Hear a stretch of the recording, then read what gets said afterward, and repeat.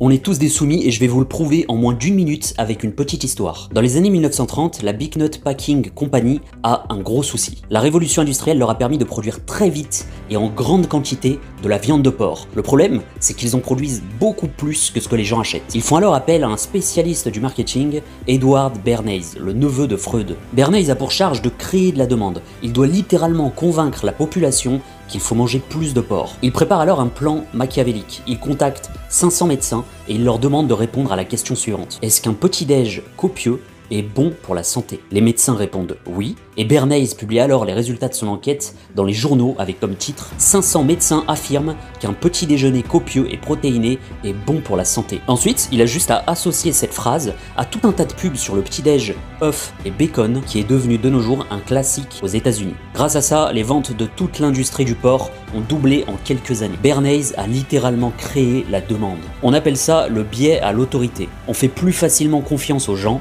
qui ont une autorité sur un sujet. Si un inconnu vous touche le front et vous dit ensuite que vous avez un cancer, vous ne le croyez pas. Mais si c'est un médecin, vous le croyez, alors que vous ne savez même pas comment il le sait. Je partage plus d'histoires et de conseils sur le marketing dans ma newsletter privée, le lien est dans ma bio.